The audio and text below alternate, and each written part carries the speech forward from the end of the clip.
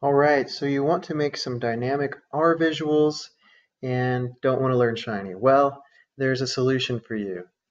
You can use Power BI, you can create R visuals inside of Power BI, and kind of speed up your analysis, make them dynamic, you can filter them on the fly, and we're going to go through all that step by step right now. So buckle your seatbelts, let's go.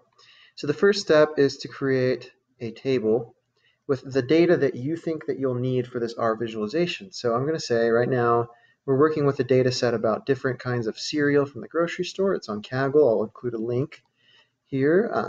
But I want to see the different caloric content by manufacturer, and I want to see box plots of that. Now, if you've used Power BI before, you know there's no box plots available. So again, that's why R visualizations are so great.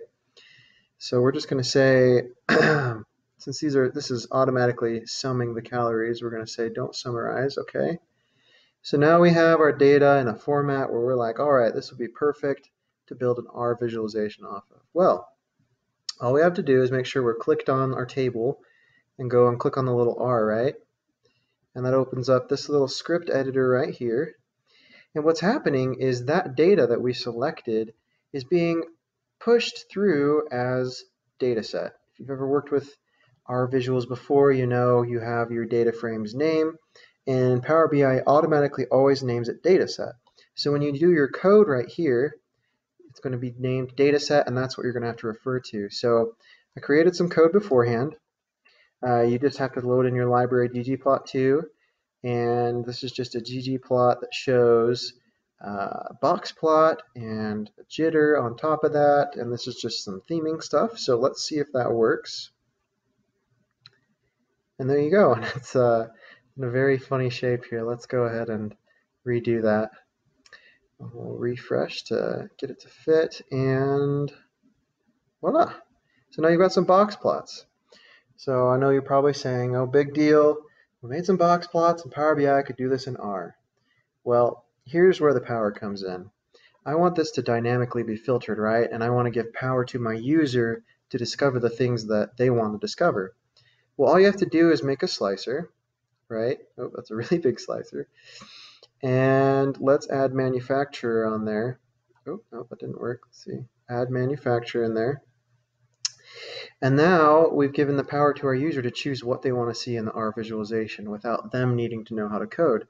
So for example, I only want to see, let's see, General Mills, Kellogg, Nabisco, Post, Quaker Oats. Those are the most popular ones, right? So let's see what happens. Boom. It changes according to your selection over here. And so there's a lot of power in this because now you don't have to code every little change that you want to make to fine-tune your visualization, or you don't have to wrangle your data so much to get your visualization to look the way you want it to. You can just do it on the fly right here. And say, I don't know, say you only want to show cereals that have above 100 calories because you think the other stuff is just junk, right? So let's make another slicer, and in this slicer we're going to include the calories, and we'll say everything above 100, yeah.